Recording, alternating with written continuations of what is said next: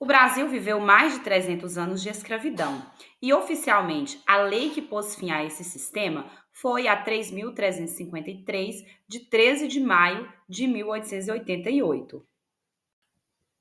Ela ficou conhecida como Lei Áurea.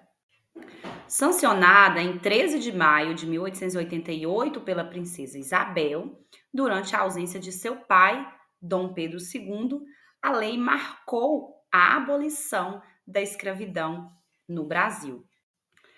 Entre os principais pontos estão extinção imediata, ou seja, declarou extinta a escravidão em todo o território brasileiro. Também foi sem indenização, o que significa que os proprietários, né, de escravizados, eles não receberam nenhuma indenização do governo pela perda do que na época era considerado como sua propriedade. Foi o culminar de um longo processo de pressão por parte do movimento abolicionista, da resistência dos próprios escravizados, né, através de fugas, formação de quilombos e mesmo de mudanças no cenário político e econômico do Brasil. Como um marco histórico, essa lei ela representou o fim de quase 4 séculos de escravidão no Brasil, que foi aí o último país independente da América Latina a acabar com a escravidão.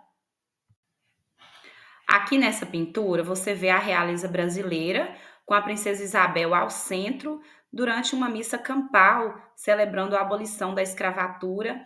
Essa missa ela aconteceu em 17 de maio de 1888, alguns dias aí após a assinatura da Lei Áurea. Em que contexto ocorreu a abolição da escravidão? Em um período de crescente pressão, tanto interna quanto externa, contra a escravidão, né, o movimento abolicionista também ele ganhava força na sociedade, com o apoio de artistas, intelectuais, jornalistas e mesmo da população em geral. Além do mais, tiveram algumas leis anteriores, como a Lei Eusébio de Queiroz, por volta aí de 1850, que proibia o tráfico de africanos aqui para as nossas terras, a Lei do Ventre Livre de 1871, que dizia que todo filho de escravizada, a partir da assinatura desta lei, ele se tornaria livre, né, todo nascido de escravizada, e além da lei dos sexagenários, né, a gente coloca também, né, como ponto importante a Revolução Industrial lá na Inglaterra, né, todos esses movimentos aí, eles já sinalizavam a abertura, né, para um mundo diferente. Que consequências a lei teve?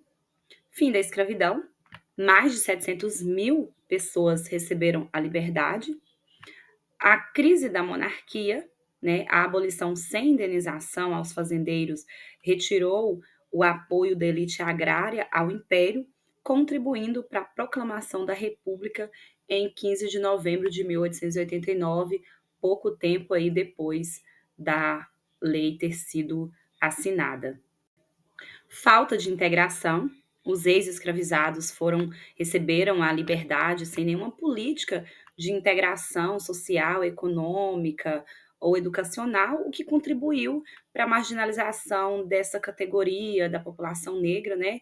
E a perpetuação das desigualdades raciais no Brasil até aos dias atuais.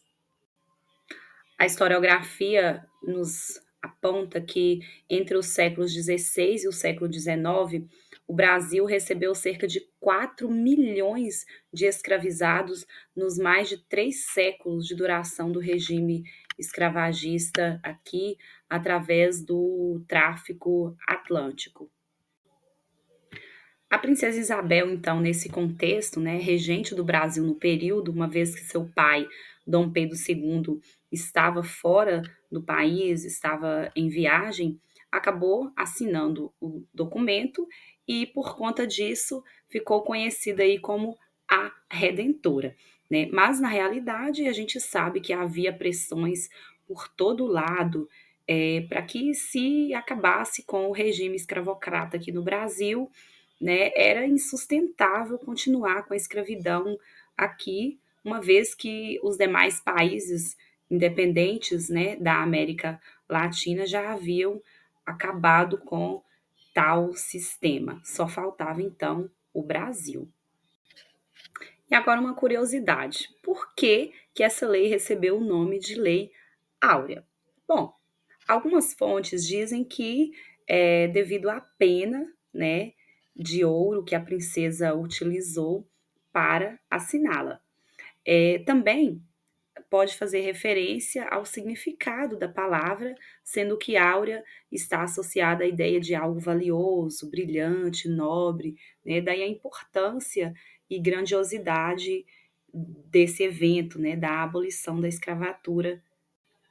Então, aqui a gente vê um pouco sobre a Lei Áurea, né, a Lei Imperial 3.353 de 13 de maio de 1888, que se tornou aí um marco legal fundamental na luta contra a escravidão, e um importante passo para a construção de uma sociedade mais justa, igualitária, porém não resolveu os problemas de desigualdades estruturais legadas a esse sistema.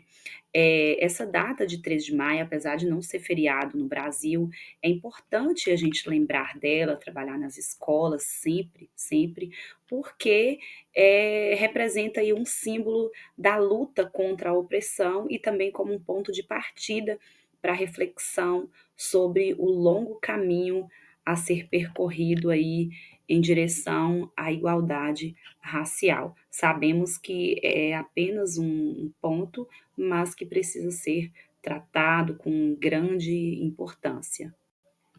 137 anos após a assinatura da Lei Áurea, a pergunta que fica é: como está a população negra, os afrodescendentes hoje em nosso país? Espero ter agregado um pouco mais de conhecimento a você e te convido para continuar aqui e aprendermos um pouco mais de história.